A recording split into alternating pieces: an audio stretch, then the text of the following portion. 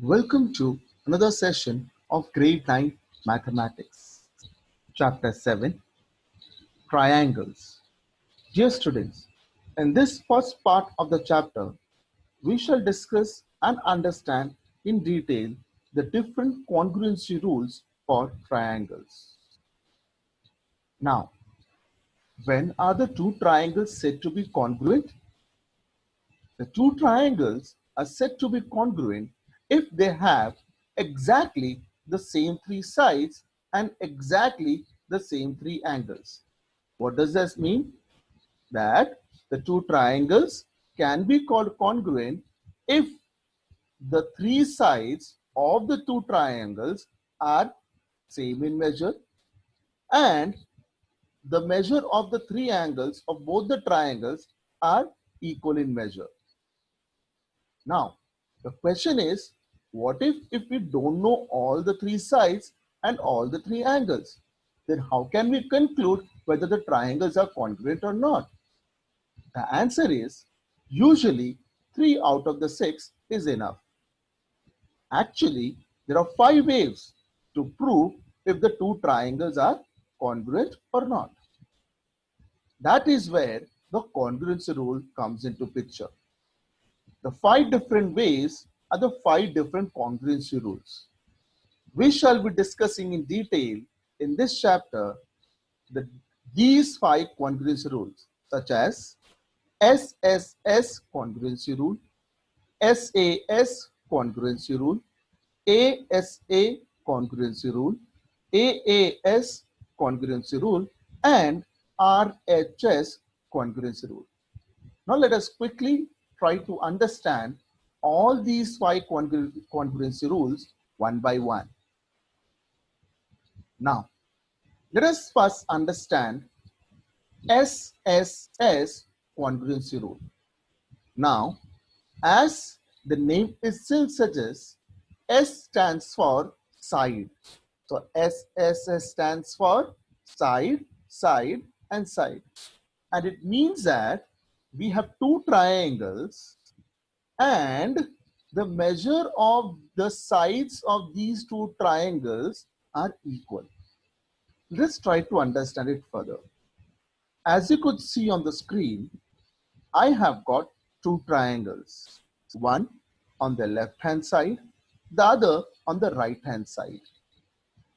The triangle on the left hand side has got sides with measure 4 units, 5 units, and 7 units. If you could observe the triangle on the right hand side, it has also got sides with measures 4 units, 5 units, and 7 units. Now, as it could be observed, these two triangles have sides which measure the same.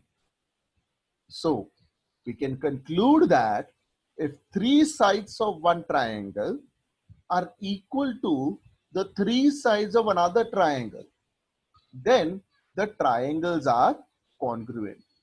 Which rule does this belong to? The statement belongs to SSS congruency rule. I hope you guys have understood this. If yes, let's proceed and understand the second rule. The second rule is called SAS congruency rule. SAS stands for side, angle, and side. But I would like to stress on one important point. Here, the A in SAS precisely stands for included angle and not just any other angle. I say it again. Here, A, that is angle, in SAS precisely stands for included angle and not just any other angle. So, SA stands for side, included angle, side, and means that we have two triangles where we know the measure of the two sides and the included angle. Let's understand it further with the help of the two triangles given at the bottom of this screen. Now, you could observe that the triangle on the left hand side has got 3.6 and 7.1 units as a measure of its two sides. And at the same time, it has got the measure of an included angle. Why do I call it included angle? Because it is between the given two sides. So here the included angle measures 49 degree. Likewise, if you could see on the right hand side, I have got another triangle which exactly measures the same as the first one as far as the sides are concerned, which is 3.6 units and 7.1 unit. And over here also, the included angle is actually equal to 49 degree, which was exactly the case in the first triangle. So what shall we conclude over here? That if the two sides and the included angle of one triangle are equal to the corresponding sides and angle of another triangle, then I can say that the triangles are congruent by SAS congruency rule. Let us now get into the third congruency rule. ASA, as the name suggests, angle, side, angle. But over here also, I'd like to bring your attention that here we have been given two angles. Angle, side, angle has got two angles. And the side is the included side. That is the side between the given two angles. So ASS stands for angle, included side, angle. Let us try to understand it with the help of two triangles given over here. Now, if we could observe, the triangle on the left side has got the measure of two angles as 23 degree and 124 degree.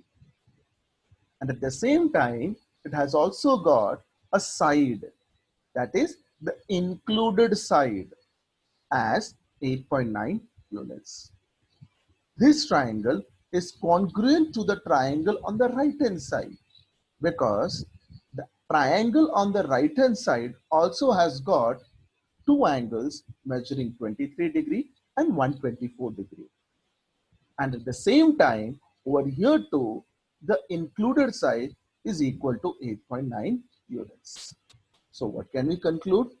That if two angles and the included side of one triangle are equal to the corresponding angles and side of another triangle, then the triangles are congruent by ASA congruency rule. Dear students, I hope you are able to understand this. Let's quickly get into the fourth congruency rule for triangles. The fourth congruency rule is AAS congruency. AAS, it stands for angle, angle, side. And it means that, say if we have two triangles where we know that the two angles and the non-included side are equal, the two triangles can be said to be congruent. I repeat over here again. Here what we have is two angles and the side is a non-included side. Let us understand it further with the help of the triangles given as part of the figure. Now, on the left hand side, if we could see, we have got a triangle which has got two angles measuring 42 degree and 76 degree. And it has also got a non-included side measuring 15 units. And on the right hand side, if you could see, we have got a triangle which also has got two angles measuring 42 degree and 76 degree. And here too, there is a non-included side which measures 15 units. So if you could observe these two triangles, it has got the two angles in each of the triangle to be equal, and the non-included side of the left-hand triangle is equal to the non-included side of the triangle on the right-hand side. So what can we conclude? If two angles and the non-included side of one triangle are equal to the corresponding angles, that is the corresponding two angles, and the side of another triangle, then the triangles can be said to be congruent according to AAS congruency rule. Now, coming to the fifth rule, which is known as the RHS congruency rule. What does R, H, and S stand for? R stands for right angle, H stands for hypotenuse, and S stands for side. Now, as the name itself suggests that the two triangles can be said to be congruent if they have got right angles, that is, one of the angle is 90 degree.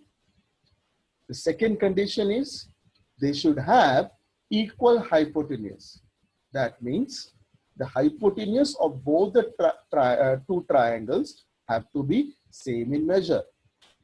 And the third condition is that one of the sides of both the triangles have to be equal to one another. That is, one of the legs of the triangle, one has to be equal to one of the leg of triangle 2. Let us understand this with a figure given at the bottom of the screen. On the left side of the screen, we have got a triangle which is 90 degree, and the measure of the hypotenuse is 7.9 units, and it has got another side which measures 5.2 units. This triangle is congruent to the triangle on the right hand side, which is also a right angle. So we have got the first condition true. It also has got the hypotenuse equal to 7.9. So both the triangles have equal hypotenuse. Second condition is fulfilled. And it also has one of its sides equal to 5.2 units, which is also equal to one of the side of the first triangle. So the third condition also gets fulfilled. So when these three conditions gets fulfilled, I can say that these two triangles are congruent. Now, my dear students, please note that the RHS congruency rule is applicable only and only for right angle triangles. So, which are the different type of congruency rules that we have discussed as of now? The different rules include SSS, SAS, ASA, AAS, and the RHS congruency rule. It is very important for you to understand and recall the 5 congruency rules, because this will be very helpful for you to solve the sums given in NCERT exercise. So before we move to the next session, I believe you all should thoroughly learn these 5 congruency rules so that it can be applied in the questions wherever applicable. So dear students, here we are coming to the conclusion of this first part of chapter 7. Hope you have understood all the 5 congruency rules of triangles and will be able to apply the same to solve the NCERT exercise questions in the next session. This is all for this part. Take care of yourself until we meet next time with another session. Thank you.